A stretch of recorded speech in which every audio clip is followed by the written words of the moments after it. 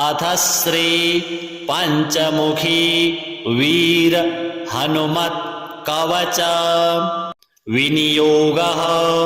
ओम अस्य श्री पंचमुखी वीर हनुमत् कवच स्तोत्र महामन्त्रस्य ब्रह्मा ऋषिः गायत्री छन्दः पंचमुख्यन्तर्गतः श्रीरामरूपी परमात्मा देवता राम बीजं मम शक्तिः चन्द्रः इति कीलकं पंचमुख्यन्तर्गत श्रीरामरूपी परमात्मा प्रसाद सिद्ध्यर्थे मम सर्वाभीष्ट सिद्ध्यर्थे जपे विनियोगः। ओम रां अंगुष्ठाभ्यां नमः। ओम ह्रीं तर्जनीभ्यां नमः। ओम रूं मध्यमाभ्यां नमः। ओम रैं अनामिकाभ्यां नमः। ओम रौं कनिष्ठिकाभ्यां नमः। ओम रः करतलकरपृष्ठाभ्यां नमः। ओम राम हृदयाय नमः। ओम ह्रीं शिरसे स्वाहा। ओम रूं शिखायै वषट्। ओम रैं कवचाय होम। ओम रौं नेत्राभ्यां वषट्। ओम रः अस्त्राय फट्। भूर्भुवः स्वरों ध्यानम्। वन्दे वानर नारसिंह खगराट् क्रोडास्ववक्त्रान्वितं दिव्यालङ्करणं त्रिपञ्चनयनं देदीप्यमानं रुचा हस्ताब्जैरशिखेत पुस्तकसुधा कुम्भाकुशादीन्हलान् खट्वाङ्गं फणिभूरुहं दशभुजं सर्वारिदर्पापहम्। ईश्वर उवाच अथ ध्यानं प्रवक्ष्यामि शृणु सर्वाङ्गसुन्दरी यत्कृतं देवदेवेशि ध्यानं हनुमतः परं पञ्चवक्त्रं महाभीमं त्रिपञ्चनयनैर्युतं बाहुभिर्दशभिर्युक्तं सर्वकामार्थसिद्धिदं पूर्वं तु वानरं वक्त्रं कोटिसूर्यसमप्रभं दंष्ट्राकरालवदनं भ्रुकुटीकुटिलेक्षणम् अन्यत्तु दक्षिणं वक्त्रं नारसिंहं महाद्भुतम् अत्युग्रतेजोज्वलितं भीषणं भयनाशनं पश्चिमं गारुडं वक्त्रं वज्रकुण्डं महाबलं सर्वनागप्रशमनं विषभूतादिकृन्तनं उत्तरं शौकरं वक्त्रं कृष्णं दीप्तं महोज्ज्वलं पातालसिद्धिवेताल ज्वररोगादिकृन्तनम् ऊर्ध्वं हयाननं घोरं दानवान्तकरं परम् एतत् पञ्चमुखं तस्य ध्यायताम् अभयङ्करम् खड्गं त्रिशूलं खट्वाङ्गं पाशाङ्कुशसुपर्वतं मुष्टिद्रुमगदाभिन्दी पालज्ञानेन संयुतम् एतान्यायुधजालानि धारयन्तं यजामहे प्रेतासनोपविष्टं तु सर्वाभरणभूषितं दिव्यमालाम्बरधरं दिव्यगन्धानुलेपनं सर्वाश्चर्यमयं देवम् अनन्तं विश्वतोमुखं पश्चास्यमच्युतमनेकविचित्रवीर्यं श्रीशङ्खचक्ररमणीयभुजाग्रदेशं पीताम्बरं मुकुटकुण्डलनूपुराङ्गम्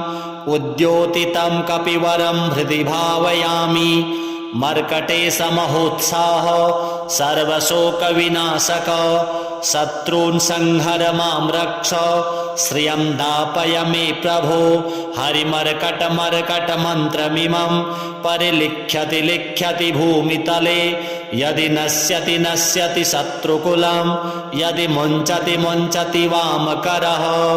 ओम श्री पंचमुख हनुमत कवच स्तोत्र महामंत्र पठनम करिष्ये। ओम हरिमर्कट महामर्कटाय ओम वम वम वम वम वम वम फट फे फे स्वाहा ओम हरिमर्कट महामर्कटाय ओम घम घम घम घम घम घम फट फे फे स्वाहा ओम हरिमर्कट महामर्कटाय ओम खेम खेम खेम खेम खेम खेम फट फे फे मारणाय स्वाहा ओम हरिमर्कट मर्कटाय ओम ठम ठम ठम ठम ठम ठम फट फे फे स्तंभनाय स्वाहा ओम हरिमर्कट मर्कटाय ओम ओम ओम ओम ओम ओम फट फे फे आकर्षण सत्वकाय स्वाहा ओम हरिमर्कट मर्कट मंत्रमिदं परिलिख्यति लिख्यति भूमितले यदि नश्यति नश्यति वामकरे परिमुञ्चति मुञ्चति शृङ्खलिका ओम नमो भगवते पंचवदनाय पूर्वे कपिमुखाय श्रीवीरहनुमते ओम टम टम टम टम टम टम सकलशत्रुसंहाराय होम फट फे फे फे फे फे फे स्वाहा ओम नमो भगवते श्री पंचवदनाय दक्षिणे करालवदन श्री नृसिंहमुखाय श्रीवीरहनुमते ओम हम हम हम हम हम हम सकलभूतप्रेतदमनाय महाबलाय होम फट फे फे फे फे फे फे स्वाहा ओम नमो भगवते पंचवदनाय पश्चिमे गरुडमुखाय श्रीवीरहनुमते ओम मम मम मम मम मम मम महारुद्राय सकलरोग विषपरिहाराय होम फट फे फे फे फे फे फे स्वाहा ओम नमो भगवते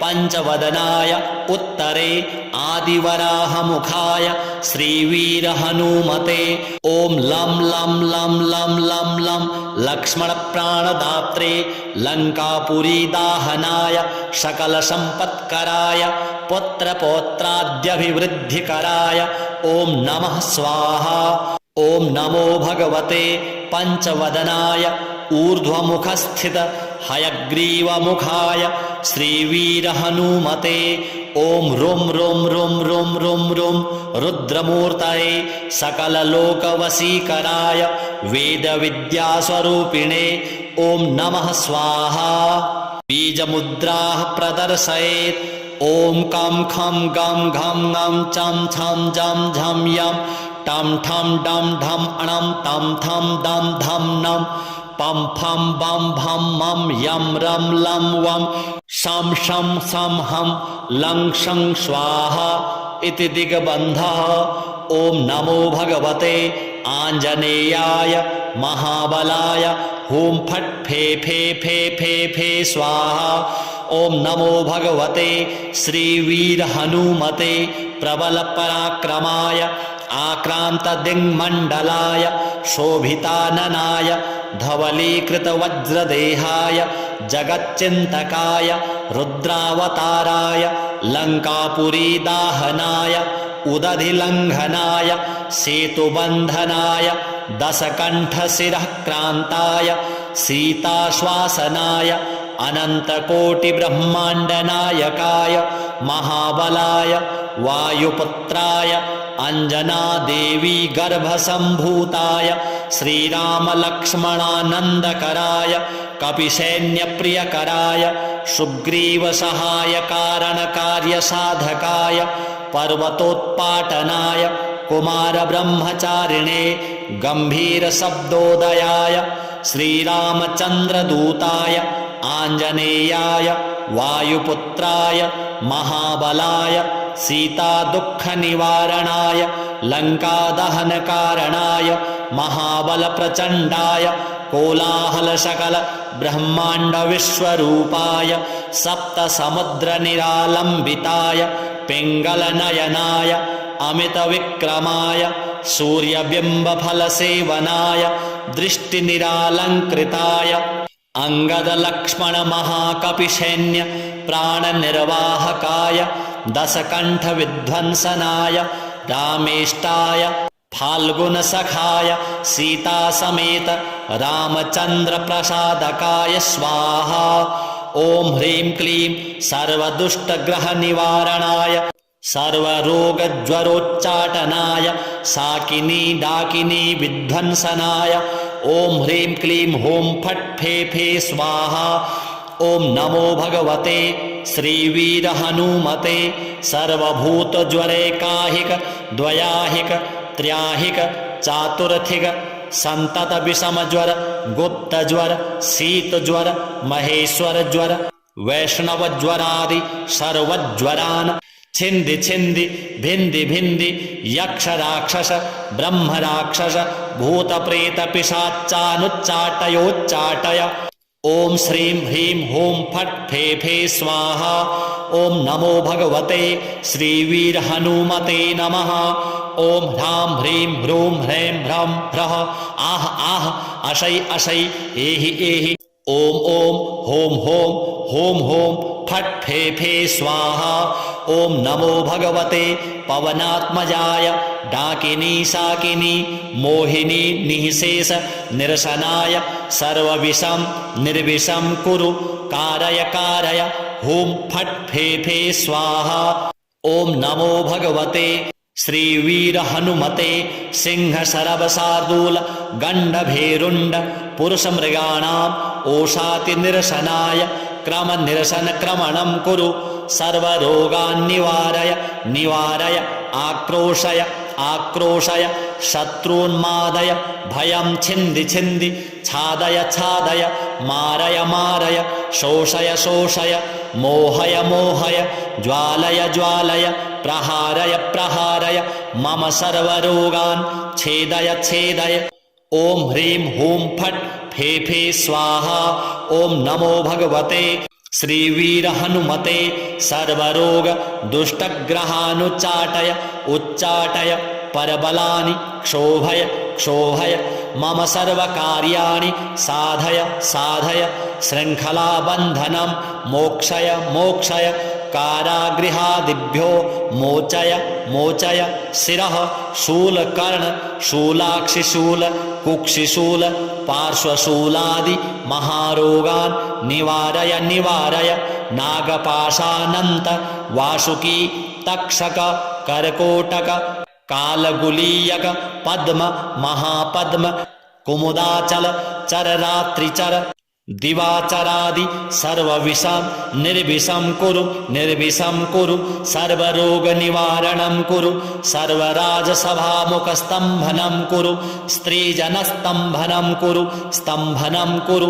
सर्वभय चोरभयाग्निभय प्रशमनं कुरु प्रशमनं कुरु सर्वनरयन्त्रपरतन्त्र परविद्यां छेदय छेदय संत्रासय संत्रासय मम सर्वविद्यां प्रकटय प्रकटय पोषय पोषय सर्वारिष्टं क्षमय शमय सर्वशत्रून् संहारय संहारय सर्वरोग पिशाचबाधां निवारय निवारय। ॐ ह्रां ह्रीं ह्रूं ह्रीं फट् फे फे स्वाहा। ॐ नमो भगवते श्रीवीरहनुमते वरप्रसादकाय सर्वाभीष्टप्रदाय सकलसम्पत्कराय महारक्षकाय ॐ जं जं जं जं जं जं जगज्जीवनाय हूं फट् फे फे फे स्वाहा।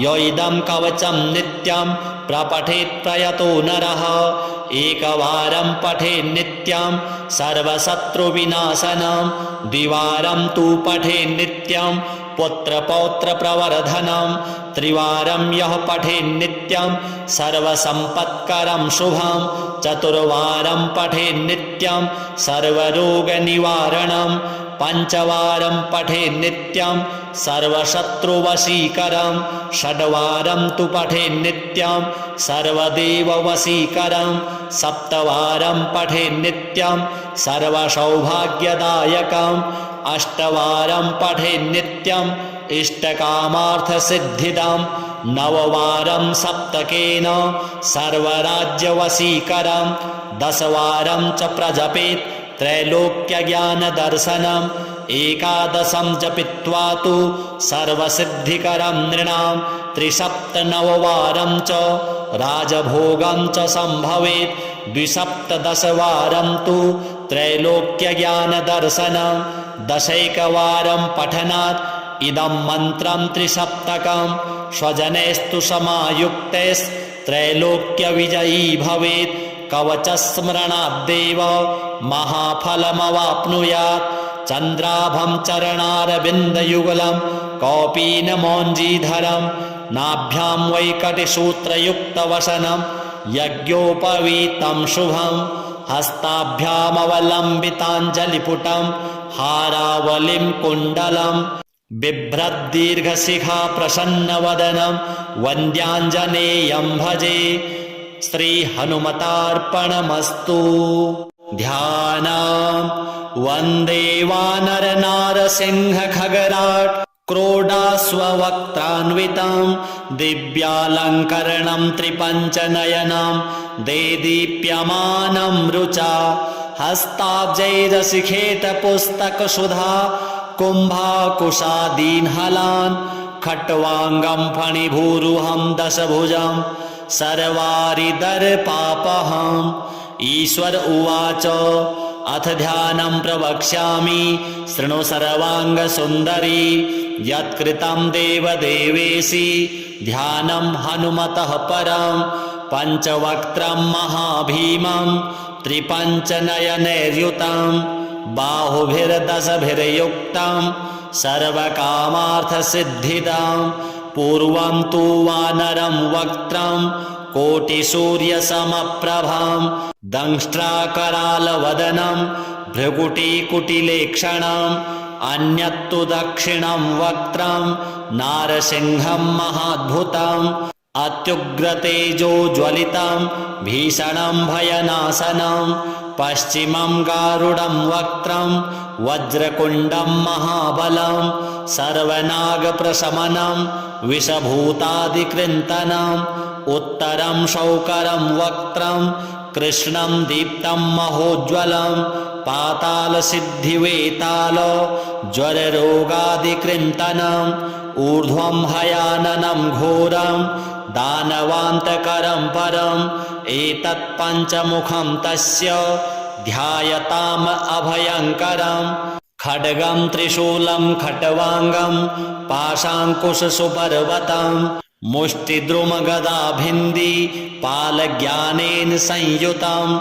एतान्यायुधजालानि धारयन्तं यजामहे प्रेतासनोपविष्टं तु सर्वाभरणभूषितं दिव्यमालाम्बरधरं दिव्यगन्धानुलेपनं सर्वाश्चर्यमयं देवम् अनन्तं विश्वतोमुखं पश्चास्यमच्युतमनेकविचित्रवीर्यं श्रीशङ्खचक्ररमणीयभुजाग्रदेशं पीताम्बरं मुकुटकुण्डलनूपुराङ्गम् उद्योतितं कपिवरं हृदि भावयामि।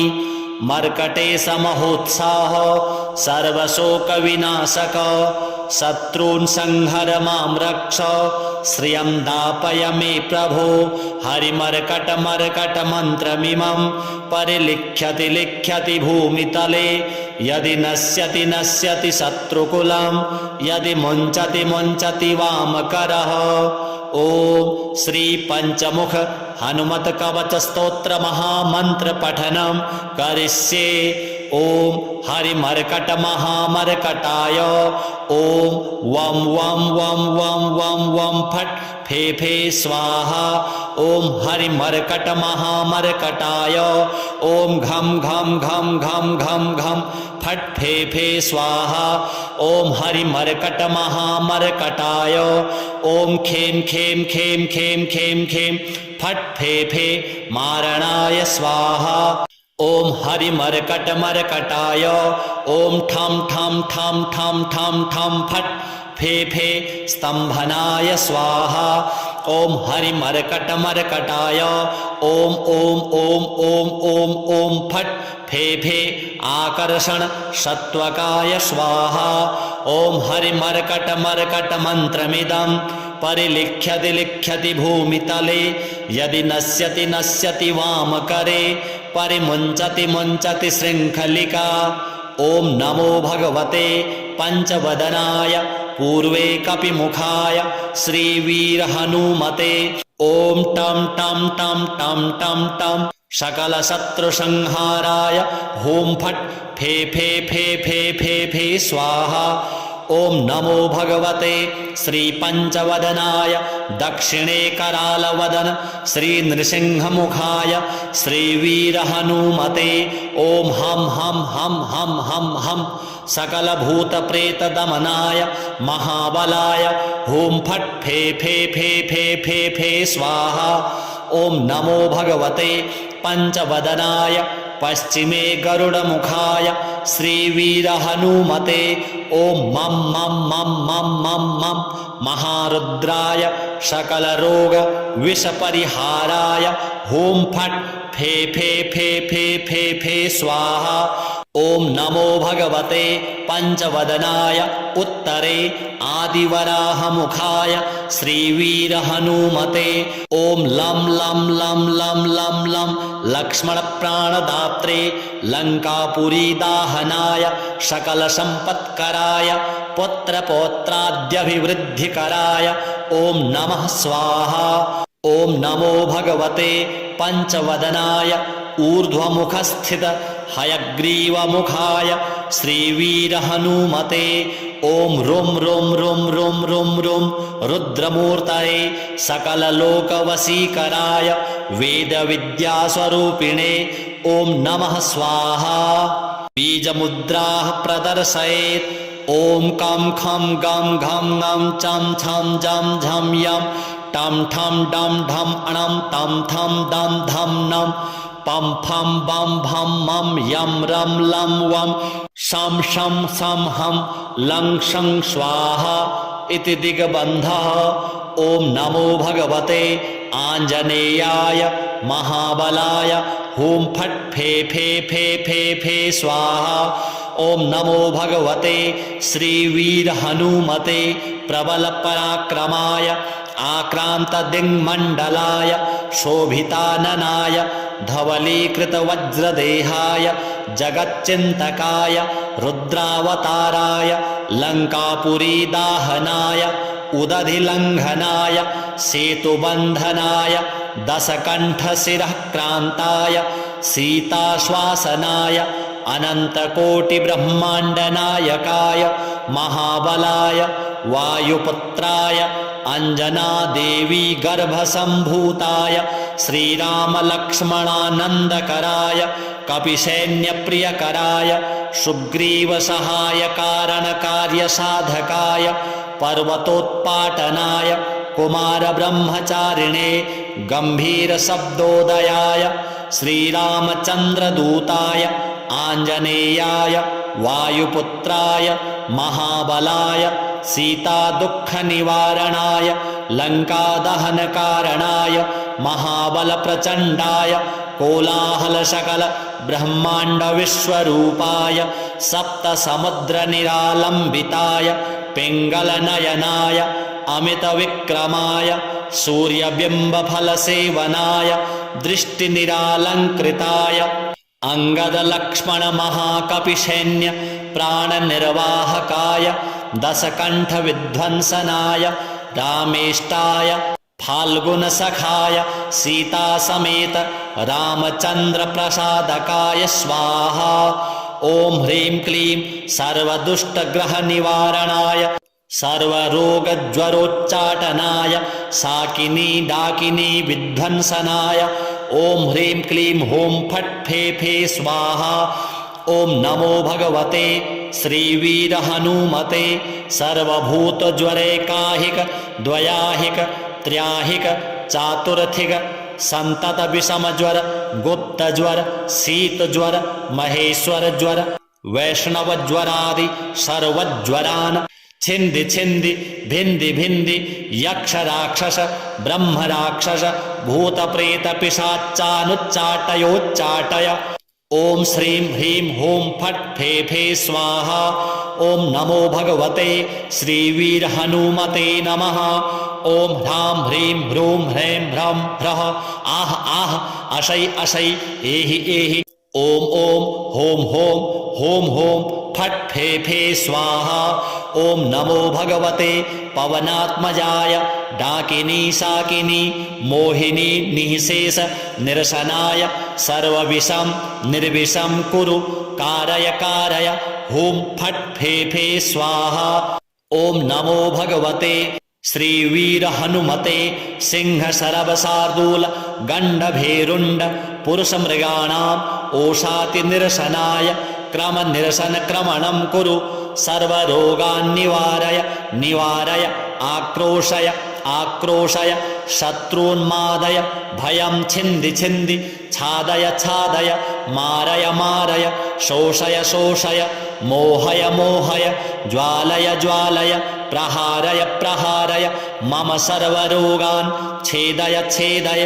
ॐ ह्रीं हूं फट् फे फे स्वाहा। ॐ नमो भगवते श्रीवीर हनुमते सर्वरोग दुष्टग्रहानुच्चाटय उच्चाटय परबलानि क्षोभय क्षोभय मम सर्वकार्याणि साधय साधय शृङ्खलाबन्धनं मोक्षय मोक्षय कारागृहादिभ्यो मोचय मोचय। शिरः शूलकर्ण शूलाक्षिशूल कुक्षिशूल पार्श्वशूलादि महारोगान् निवारय निवारय नागपाशानन्त वासुकी तक्षक कर्कोटक कालगुलीयक पद्म महापद्म कुमुदाचल चररात्रिचर दिवाचरादि सर्वविषं निर्विषं कुरु निर्विषं कुरु सर्वरोगनिवारणं कुरु सर्वराजसभामुखस्तम्भनं कुरु स्त्रीजनस्तम्भनं कुरु स्तम्भनं कुरु सर्वभय चोरभयाग्निभय प्रशमनं कुरु प्रशमनं कुरु सर्वनरयन्त्रपरतन्त्र परविद्यां छेदय छेदय सन्त्रासय सन्त्रासय मम सर्वविद्यां प्रकटय प्रकटय पोषय पोषय सर्वारिष्टं क्षमय शमय सर्वशत्रून् संहारय संहारय सर्वरोग पिशाचबाधां निवारय निवारय। ॐ ह्रां ह्रीं ह्रूं ह्रीं फट् फे फे स्वाहा। ॐ नमो भगवते श्रीवीरहनुमते वरप्रसादकाय सर्वाभीष्टप्रदाय सकलसम्पत्कराय महारक्षकाय ॐ जं जं जं जं जं जं जगज्जीवनाय हुं फट् फे फे फे स्वाहा।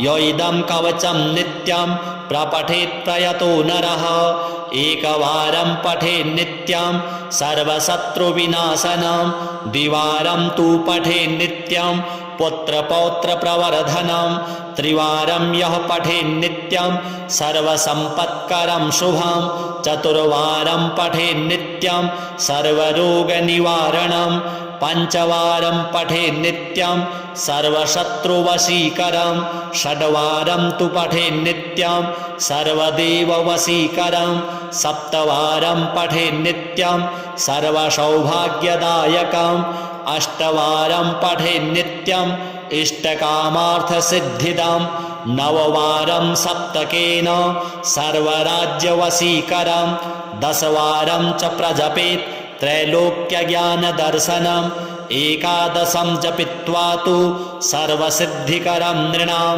त्रिसप्तनववारं च राजभोगं च सम्भवेत् द्विसप्तदशवारं तु त्रैलोक्यज्ञानदर्शनं दशैकवारं पठनात् इदं मन्त्रं त्रिसप्तकं स्वजनैस्तु समायुक्तैस्त्रैलोक्यविजयी भवेत् कवचस्मरणाद्देव महाफलमवाप्नुयात् चन्द्राभं चरणारविन्दयुगलं कौपीनमौञ्जीधरं नाभ्यां वैकटिसूत्रयुक्तवसनं यज्ञोपवीतं शुभं हस्ताभ्यामवलम्बिताञ्जलिपुटं हारावलिं कुण्डलं बिभ्रद्दीर्घशिखा प्रसन्नवदनं वन्द्याञ्जनेयं भजे। श्रीहनुमतार्पणमस्तु। ध्यानम् वन्दे वानरनारसिंहखगराट् क्रोडास्ववक्त्रान्वितं दिव्यालङ्करणं त्रिपञ्चनयनं देदीप्यमानं रुचा हस्ताब्जैरशिखेत पुस्तकसुधा कुम्भाकुशादीन् हलान् खट्वाङ्गं फणिभूरुहं दशभुजं सर्वारिदर्पापहम्। ईश्वर उवाच अथ ध्यानं प्रवक्ष्यामि शृणु सर्वाङ्गसुन्दरी यत्कृतं देवदेवेशि ध्यानं हनुमतः परं पञ्चवक्त्रं महाभीमं त्रिपञ्चनयनैर्युतं बाहुभिर्दशभिर्युक्तं सर्वकामार्थसिद्धिदं पूर्वं तु वानरं वक्त्रं कोटिसूर्यसमप्रभं दंष्ट्राकरालवदनं भ्रुकुटीकुटिलेक्षणम् अन्यत्तु दक्षिणं वक्त्रं नारसिंहं महाद्भुतम् अत्युग्रतेजोज्वलितं भीषणं भयनाशनं पश्चिमं गारुडं वक्त्रं वज्रकुण्डं महाबलं सर्वनागप्रशमनं विषभूतादिकृन्तनम् उत्तरं शौकरं वक्त्रं कृष्णं दीप्तं महोज्ज्वलं पातालसिद्धिवेताल ज्वररोगादिकृन्तनम् ऊर्ध्वं हयाननं घोरं दानवान्तकरं परम् एतत् पञ्चमुखं तस्य ध्यायताम् अभयङ्करम् खड्गं त्रिशूलं खट्वाङ्गं पाशाङ्कुशसुपर्वतं मुष्टिद्रुमगदाभिन्दी पालज्ञानेन संयुतम् एतान्यायुधजालानि धारयन्तं यजामहे प्रेतासनोपविष्टं तु सर्वाभरणभूषितं दिव्यमालाम्बरधरं दिव्यगन्धानुलेपनं सर्वाश्चर्यमयं देवम् अनन्तं विश्वतोमुखं पश्चास्यमच्युतमनेकविचित्रवीर्यं श्रीशङ्खचक्ररमणीयभुजाग्रदेशं पीताम्बरं मुकुटकुण्डलनूपुराङ्गम्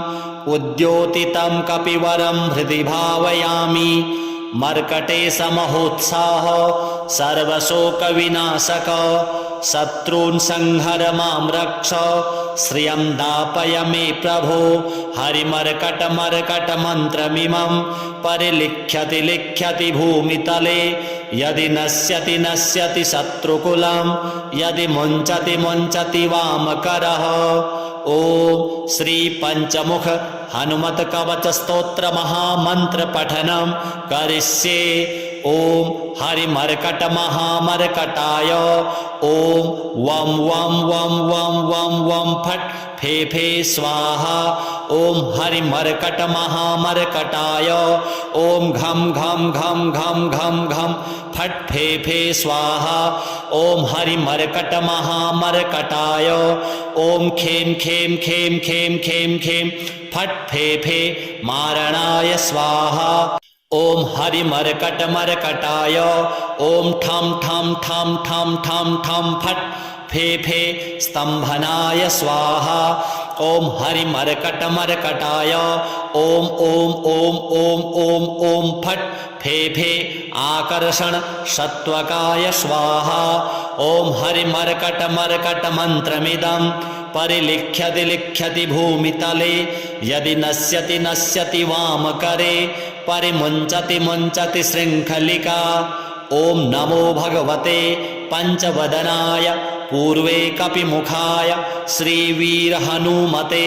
ओम टम टम टम टम टम टम सकलशत्रुसंहाराय होम फट फे फे फे फे फे फे स्वाहा।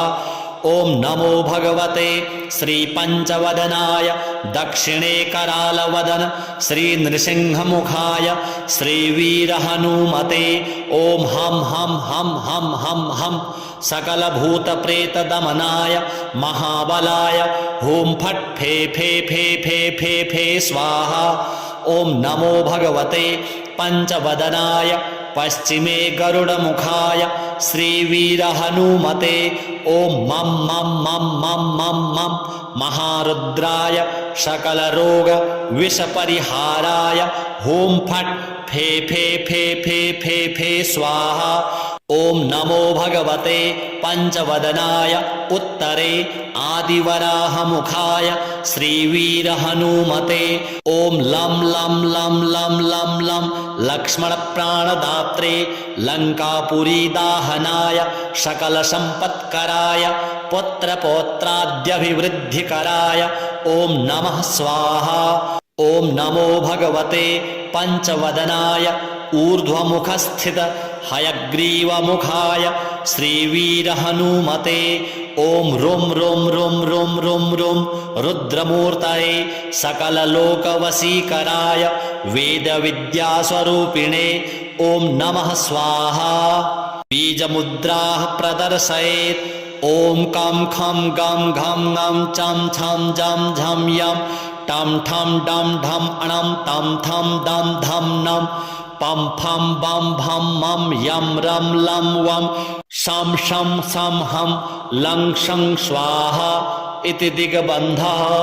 ॐ नमो भगवते आञ्जनेयाय महाबलाय हुं फट् फे फे फे फे फे स्वाहा। ॐ नमो भगवते श्रीवीरहनुमते प्रबलपराक्रमाय आक्रान्तदिङ्मण्डलाय शोभिताननाय धवलीकृतवज्रदेहाय जगच्चिन्तकाय रुद्रावताराय लङ्कापुरीदाहनाय उदधिलङ्घनाय सेतुबन्धनाय दशकण्ठशिरः क्रान्ताय सीताश्वासनाय अनन्तकोटिब्रह्माण्डनायकाय महाबलाय वायुपुत्राय अञ्जनादेवी गर्भसम्भूताय श्रीरामलक्ष्मणानन्दकराय कपिसैन्यप्रियकराय सुग्रीवसहायकारणकार्यसाधकाय पर्वतोत्पाटनाय कुमारब्रह्मचारिणे गम्भीरशब्दोदयाय श्रीरामचन्द्रदूताय आञ्जनेयाय वायुपुत्राय महाबलाय सीतादुःखनिवारणाय लङ्कादहनकारणाय महाबलप्रचण्डाय कोलाहलसकल ब्रह्माण्डविश्वरूपाय सप्तसमुद्रनिरालम्बिताय पिङ्गलनयनाय अमितविक्रमाय सूर्यबिम्बफलसेवनाय दृष्टिनिरालङ्कृताय अङ्गदलक्ष्मणमहाकपिसैन्य प्राणनिर्वाहकाय दशकण्ठविध्वंसनाय रामेष्टाय फाल्गुनसखाय सीतासमेत रामचन्द्रप्रसादकाय स्वाहा। ॐ ह्रीं क्लीं सर्वदुष्टग्रहनिवारणाय सर्वरोगज्वरोच्चाटनाय साकिनी डाकिनी विध्वंसनाय ॐ ह्रीं क्लीं हूं फट् फे फे स्वाहा। ॐ नमो भगवते श्रीवीरहनुमते सर्वभूतज्वरैकाहिक द्वयाहिक त्र्याहिक चातुर्थिक सन्ततविषमज्वर गुप्तज्वर शीतज्वर महेश्वरज्वर वैष्णवज्वरादि सर्वज्वरान् छिन्दि छिन्दि भिन्दि भिन्दि यक्षराक्षस ब्रह्मराक्षस भूतप्रेतपिशाचानुच्चाटयोच्चाटय। ॐ श्रीं ह्रीं हूं फट् फे फे स्वाहा। ॐ नमो भगवते श्रीवीरहनुमते नमः। ॐ ह्रां ह्रीं ह्रूं ह्रैं ह्रं ह्रः आह आह अशै अशै एहि एहि ॐ ॐ हों हों हों हों फट् फे फे स्वाहा। ॐ नमो भगवते पवनात्मजाय डाकिनी साकिनी मोहिनी निःशेष निरसनाय सर्वविषं निर्विषं कुरु कारय कारय हुं फट् फे फे स्वाहा।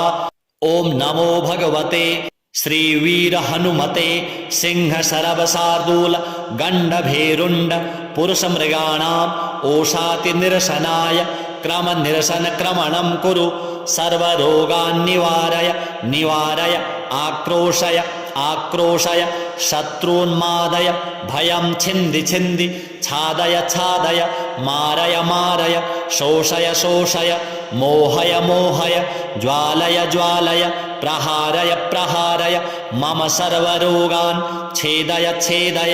ॐ ह्रीं हूं फट् फे फे स्वाहा।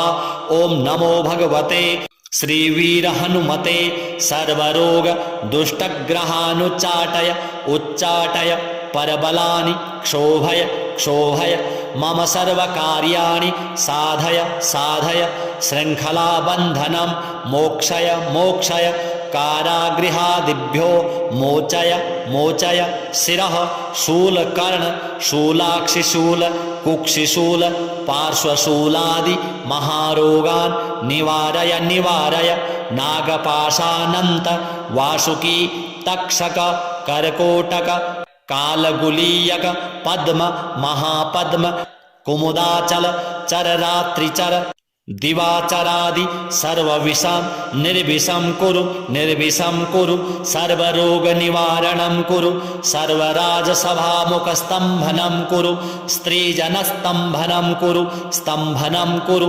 सर्वभय चोरभयाग्निभय प्रशमनं कुरु प्रशमनं कुरु सर्वनरयन्त्रपरतन्त्र परविद्यां छेदय छेदय सन्त्रासय सन्त्रासय मम सर्वविद्यां प्रकटय प्रकटय पोषय पोषय सर्वारिष्टं क्षमय शमय सर्वशत्रून् संहारय संहारय सर्वरोग पिशाचबाधां निवारय निवारय ओम ह्रां ह्रीं ह्रूं ह्रीं फट् फे फे स्वाहा।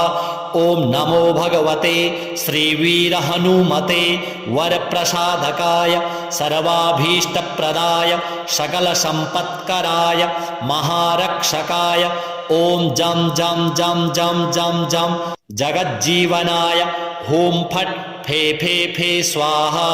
य इदं कवचं नित्यं प्रपठेत् प्रयतो नरः एकवारं पठेत् नित्यं सर्वशत्रुविनाशनं द्विवारं तु पठेत् नित्यं पुत्रपौत्रप्रवर्धनं त्रिवारं यः पठेत् नित्यं सर्वसम्पत्करं शुभं चतुर्वारं पठेत् नित्यं सर्वरोगनिवारणं पंचवारं पठेत् नित्यं सर्वशत्रुवशीकरं षड्वारं तु पठेत् नित्यं सर्वदेववशीकरं सप्तवारं पठेत् नित्यं सर्वसौभाग्यदायकं अष्टवारं पठेत् नित्यं इष्टकामार्थसिद्धिदं नववारं सप्तकेन सर्वराज्यवशीकरं दशवारं च प्रजपेत् त्रैलोक्यज्ञानदर्शनम् एकादशं जपित्वा तु सर्वसिद्धिकरं नृणां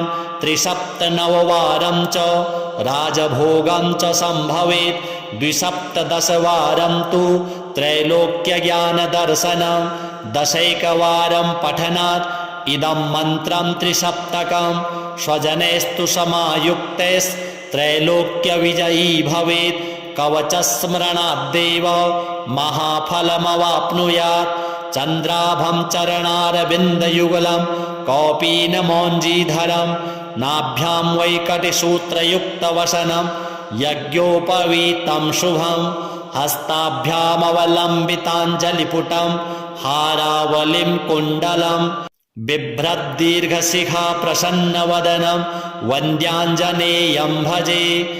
श्री हनुमतार्पणमस्तु।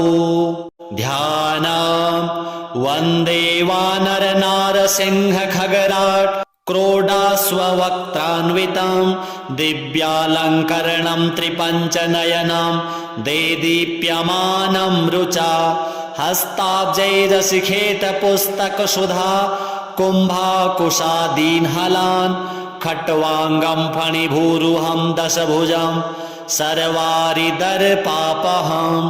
ईश्वर उवाच अथ ध्यानं प्रवक्ष्यामि शृणु सर्वाङ्गसुन्दरी यत्कृतं देवदेवेशि ध्यानं हनुमतः परं पञ्चवक्त्रं महाभीमं त्रिपञ्चनयनैर्युतं बाहुभिर्दशभिर्युक्तं सर्वकामार्थसिद्धिदं पूर्वं तु वानरं वक्त्रं कोटिसूर्यसमप्रभं दंष्ट्राकरालवदनं भ्रुकुटीकुटिलेक्षणम् अन्यत्तु दक्षिणं वक्त्रं नारसिंहं महाद्भुतम् अत्युग्रतेजोज्वलितं भीषणं भयनाशनं पश्चिमं गारुडं वक्त्रं वज्रकुण्डं महाबलं सर्वनागप्रशमनं विषभूतादिकृन्तनम् उत्तरं शौकरं वक्त्रं कृष्णं दीप्तं महोज्ज्वलं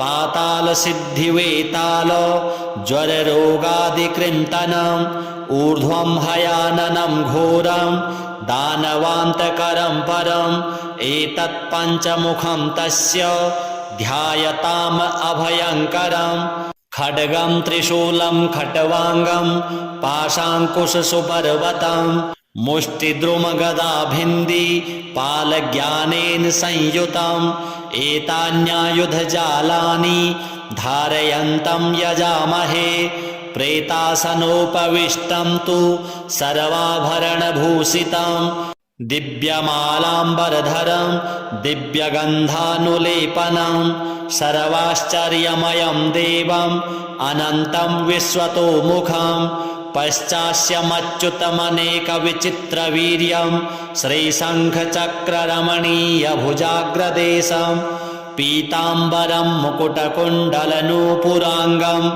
उद्योतितं कपिवरं हृदि भावयामि मर्कटे समहोत्साह सर्वशोकविनाशक शत्रून् संहर मां रक्ष श्रियं दापय मे प्रभो हरिमर्कटमर्कटमन्त्रमिमं परिलिख्यति लिख्यति भूमितले यदि नश्यति नश्यति शत्रुकुलं यदि मुञ्चति मुञ्चति वामकरः ओम श्री पंचमुख हनुमत कवच स्तोत्र महामंत्र पठनम करिष्ये। ओम हरिमर्कट महामर्कटाय ओम वम वम वम वम वम वम फट फे फे स्वाहा। ओम हरिमर्कट महामर्कटाय ओम घम घम घम घम घम घम फट फे फे स्वाहा। ओम हरिमर्कट महामर्कटाय ओम खेम खेम खेम खेम खेम खेम फट फे फे मारणाय स्वाहा। ओम हरिमर्कट मर्कटाय ओम ठम ठम ठम ठम ठम ठम फट फे फे स्तंभनाय स्वाहा। ओम हरिमर्कट मर्कटाय ओम ओम ओम ओम ओम ओम फट फे फे आकर्षण सत्वकाय स्वाहा। ओम हरिमर्कट मर्कट मंत्रमिदं परिलिख्यति लिख्यति भूमितले यदि नश्यति नश्यति वामकरे परिमुञ्चति मुञ्चति शृङ्खलिका। ओम नमो भगवते पंचवदनाय पूर्वे कपिमुखाय श्रीवीरहनुमते। ओम टम टम टम टम टम टम सकलशत्रुसंहाराय होम फट फे फे फे फे फे फे स्वाहा। ओम नमो भगवते श्री पंचवदनाय दक्षिणे करालवदन श्री नृसिंहमुखाय श्रीवीरहनुमते। ओम हम हम हम हम हम हम सकलभूतप्रेतदमनाय महाबलाय होम फट फे फे फे फे फे फे स्वाहा। ओम नमो भगवते पंचवदनाय पश्चिमे गरुडमुखाय श्रीवीरहनुमते। ओम मम मम मम मम मम मम महारुद्राय सकलरोग विषपरिहाराय होम फट फे फे फे फे फे फे स्वाहा। ओम नमो भगवते पंचवदनाय उत्तरे आदिवराहमुखाय श्रीवीरहनुमते। ओम लं लं लं लं लं लं लक्ष्मणप्राणदात्रे लङ्कापुरीदाहनाय सकलसम्पत्कराय पुत्रपौत्राद्यभिवृद्धिकराय ओम नमः स्वाहा। ओम नमो भगवते पंचवदनाय ऊर्ध्वमुखस्थित हयग्रीवमुखाय श्रीवीरहनुमते।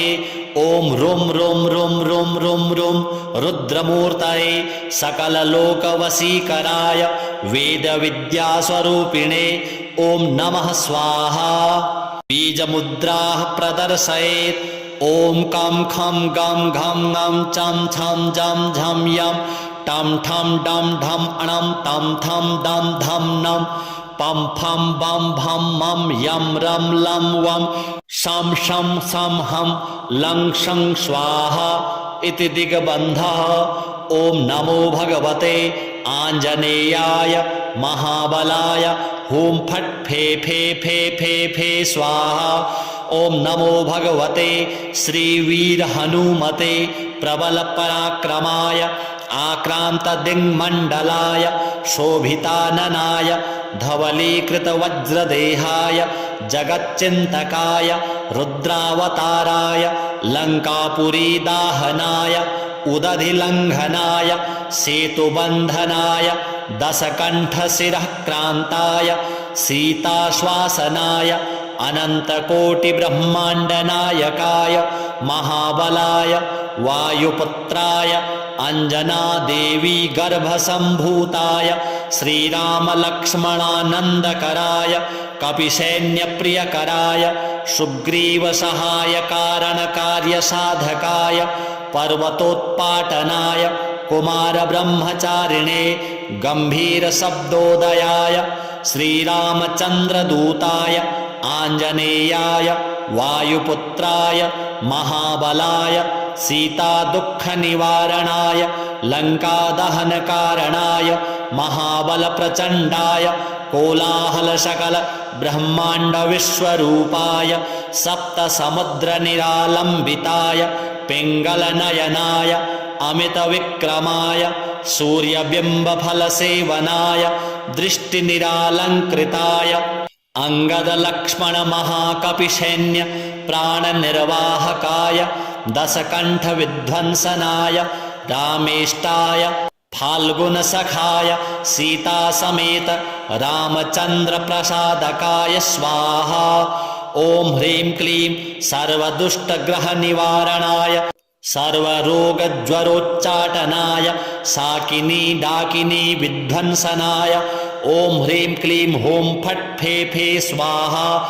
ॐ नमो भगवते श्रीवीरहनुमते सर्वभूतज्वरैकाहिक द्वयाहिक त्र्याहिक चातुर्थिक सन्ततविषमज्वर गुप्तज्वर शीतज्वर महेश्वरज्वर वैष्णवज्वरादि सर्वज्वरान् छिन्दि छिन्दि भिन्दि भिन्दि यक्षराक्षस ब्रह्मराक्षस भूतप्रेतपिशाचानुच्चाटयोच्चाटय। ॐ श्रीं ह्रीं हूं फट् फे फे स्वाहा। ॐ नमो भगवते श्रीवीरहनुमते नमः। ॐ ह्रां ह्रीं ह्रूं ह्रैं ह्रं ह्रः आह आह अशै अशै एहि एहि। ॐ ॐ हों हों हों हों फट् फे फे स्वाहा।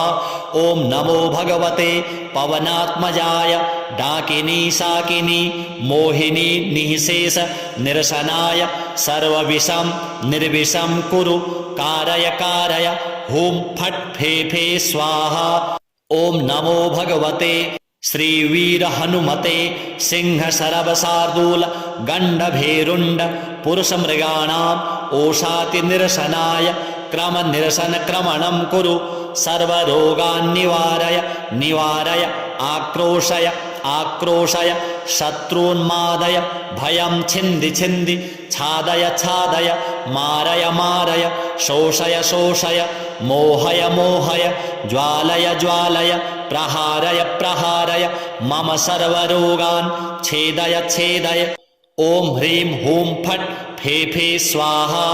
ॐ नमो भगवते श्रीवीरहनुमते सर्वरोग दुष्टग्रहानुच्चाटय उच्चाटय परबलानि क्षोभय क्षोभय मम सर्वकार्याणि साधय साधय शृङ्खलाबन्धनं मोक्षय मोक्षय कारागृहादिभ्यो मोचय मोचय शिरः शूलकर्ण शूलाक्षिशूल कुक्षिशूल पार्श्वशूलादि महारोगान् निवारय निवारय नागपाशानन्त वासुकी तक्षक कर्कोटक कालगुलीयक पद्म महापद्म कुमुदाचल चररात्रिचर दिवाचरादि सर्वविषां निर्विषं कुरु सर्वरोगनिवारणं कुरु सर्वराजसभामुखस्तम्भनं कुरु स्त्रीजनस्तम्भनं कुरु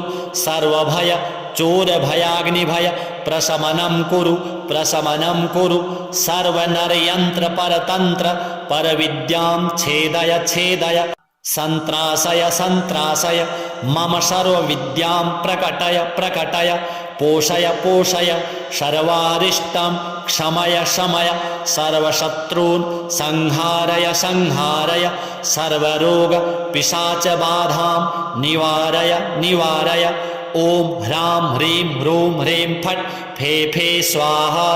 ॐ नमो भगवते श्रीवीरहनुमते वरप्रसादकाय सर्वाभीष्टप्रदाय सकलसम्पत्कराय महारक्षकाय ॐ जं जं जं जं जं जं जगज्जीवनाय हुं फट् फे फे फे स्वाहा।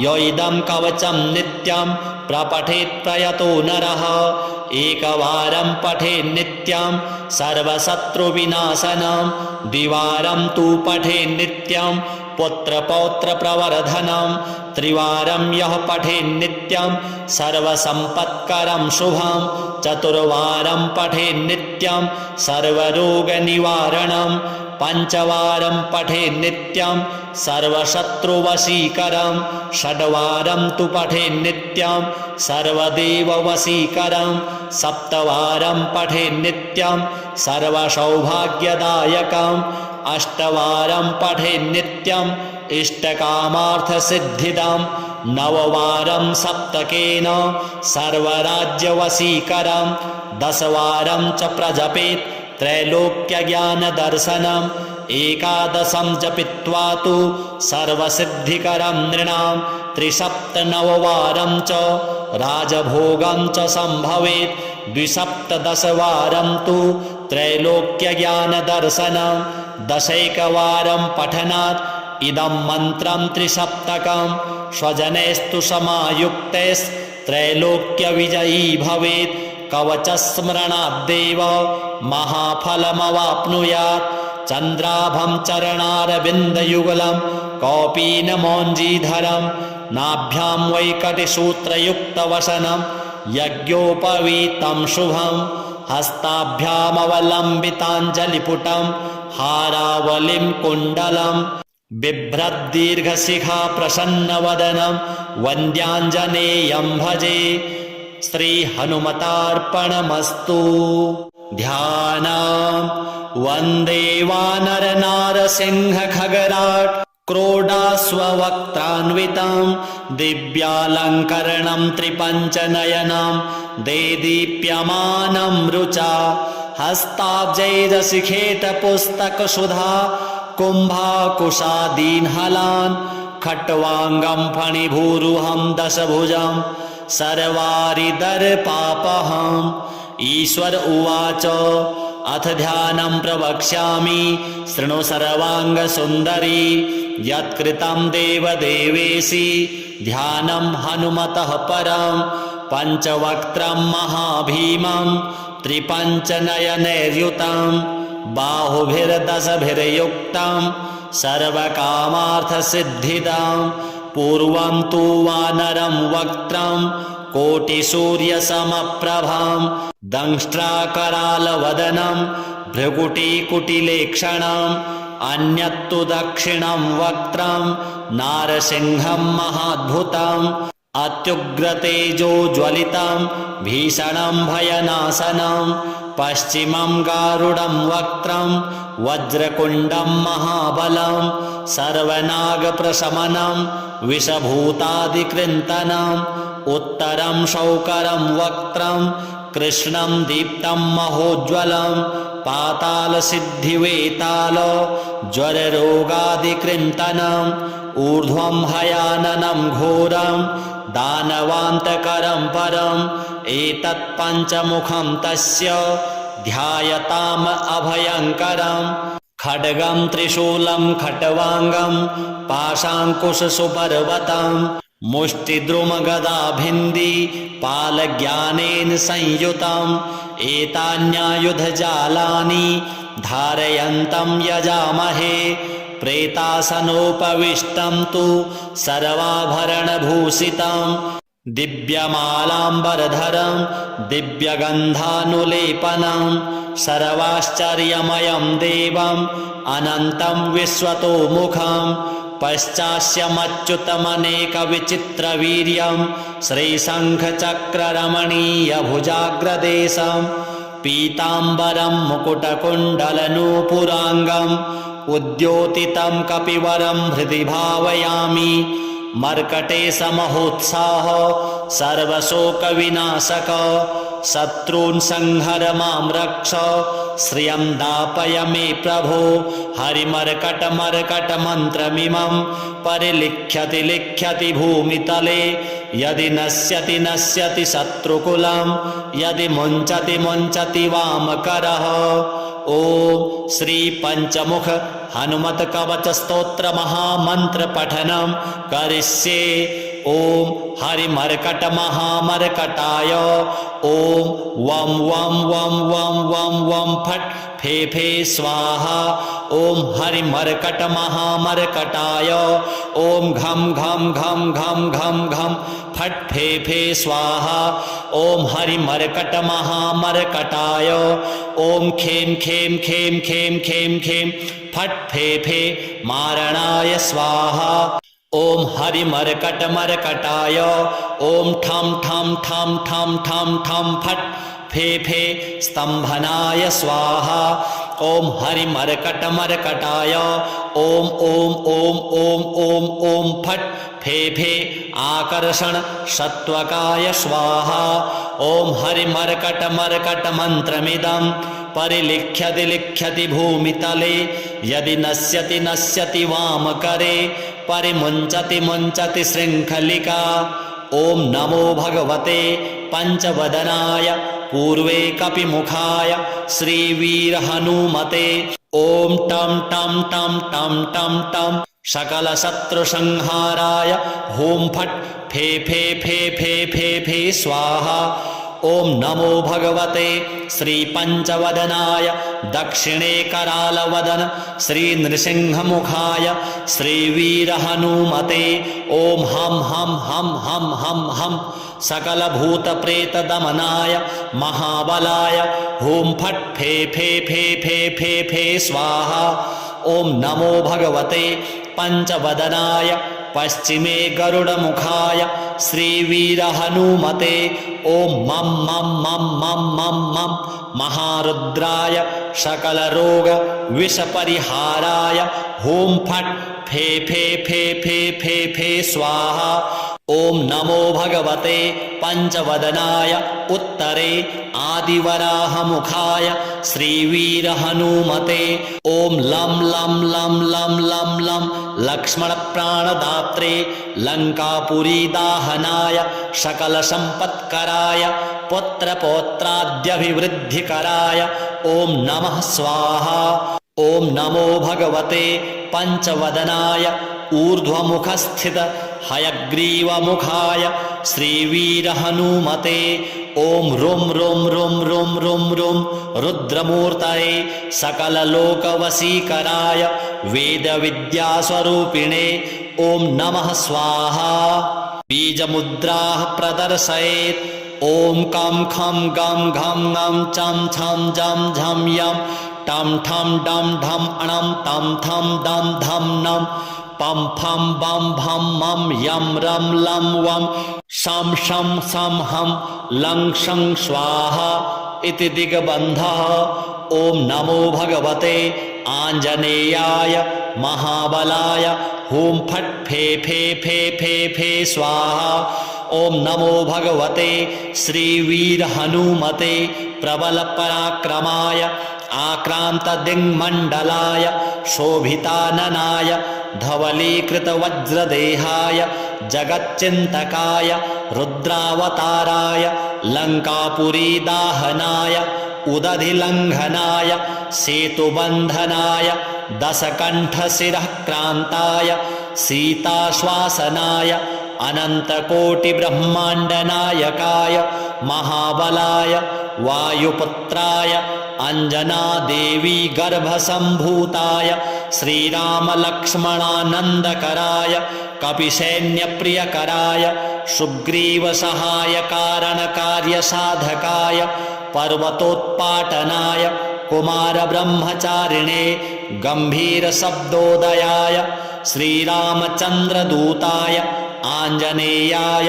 वायुपुत्राय महाबलाय सीतादुःखनिवारणाय लङ्कादहनकारणाय महाबलप्रचण्डाय कोलाहलसकल ब्रह्माण्डविश्वरूपाय सप्तसमुद्रनिरालम्बिताय पिङ्गलनयनाय अमितविक्रमाय सूर्यबिम्बफलसेवनाय दृष्टिनिरालङ्कृताय अंगदलक्ष्मणमहाकपिसैन्य प्राणनिर्वाहकाय दशकण्ठविध्वंसनाय रामेष्टाय फाल्गुनसखाय सीतासमेत रामचन्द्रप्रसादकाय स्वाहा।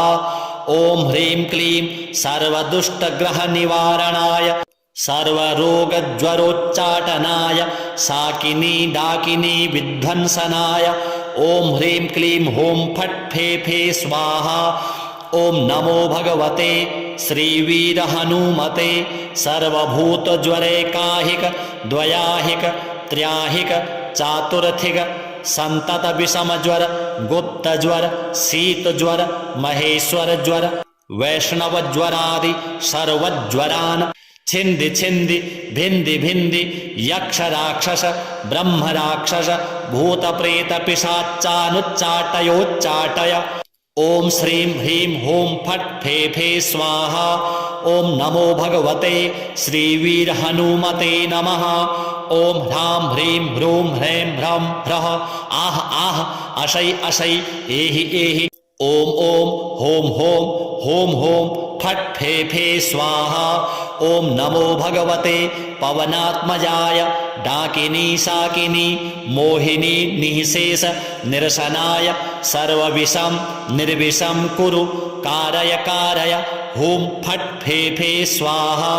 ॐ नमो भगवते श्रीवीरहनुमते सिंहशरवशार्दूल गण्डभेरुण्ड पुरुषमृगाणाम् ओषातिनिरसनाय क्रमनिरसनक्रमणं कुरु सर्वरोगान् निवारय निवारय आक्रोशय आक्रोशय शत्रून्मादय भयं छिन्दि छिन्दि छादय छादय मारय मारय शोषय शोषय मोहय मोहय ज्वालय ज्वालय प्रहारय प्रहारय मम सर्वरोगान् छेदय छेदय।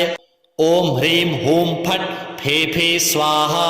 ॐ नमो भगवते श्रीवीरहनुमते सर्वरोग दुष्टग्रहानुच्चाटय उच्चाटय परबलानि क्षोभय क्षोभय मम सर्वकार्याणि साधय साधय शृङ्खलाबन्धनं मोक्षय मोक्षय कारागृहादिभ्यो मोचय मोचय शिरः शूलकर्ण शूलाक्षिशूल कुक्षिशूल पार्श्वशूलादि महारोगान् निवारय निवारय नागपाशानन्त वासुकी तक्षक कर्कोटक कालगुलीयक पद्म महापद्म कुमुदाचल चररात्रिचर दिवाचरादि सर्वविषं निर्विषं कुरु निर्विषं कुरु सर्वरोगनिवारणं कुरु सर्वराजसभामुखस्तम्भनं कुरु स्त्रीजनस्तम्भनं कुरु स्तम्भनं कुरु सर्वभय चोरभयाग्निभय प्रशमनं कुरु प्रशमनं कुरु सर्वनरयन्त्रपरतन्त्र परविद्यां छेदय छेदय संत्रासय संत्रासय मम सर्वविद्यां प्रकटय प्रकटय पोषय पोषय सर्वारिष्टं क्षमय शमय सर्वशत्रून् संहारय संहारय सर्वरोग पिशाचबाधां निवारय निवारय। ॐ ह्रां ह्रीं ह्रूं ह्रीं फट् फे फे स्वाहा। ॐ नमो भगवते श्रीवीरहनुमते वरप्रसादकाय सर्वाभीष्टप्रदाय सकलसम्पत्कराय महारक्षकाय ॐ जं जं जं जं जं जं जगज्जीवनाय हुं फट् फे फे फे स्वाहा य इदं कवचं नित्यं प्रपठेत् प्रयतो नरः एकवारं पठेत् नित्यं सर्वशत्रुविनाशनं द्विवारं तु पठेत् नित्यं पुत्रपौत्रप्रवर्धनं त्रिवारं यः पठेत् नित्यं सर्वसम्पत्करं शुभं चतुर्वारं पठेत् नित्यं सर्वरोगनिवारणं पञ्चवारं पठेत् नित्यं सर्वशत्रुवशीकरं षड्वारं तु पठेत् नित्यं सर्वदेववशीकरं सप्तवारं पठेत् नित्यं सर्वसौभाग्यदायकम्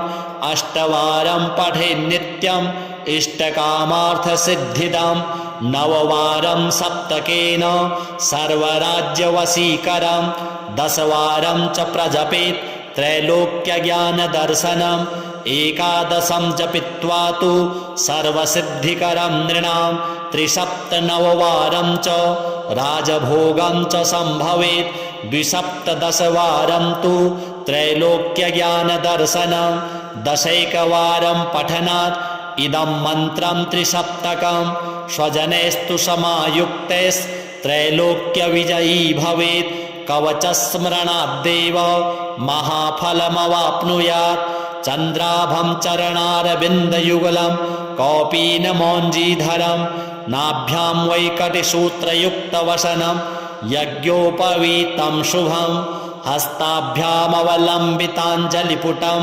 हारावलिं कुण्डलं बिभ्रद्दीर्घशिखा प्रसन्नवदनं वन्द्याञ्जनेयं भजे श्रीहनुमतार्पणमस्तु।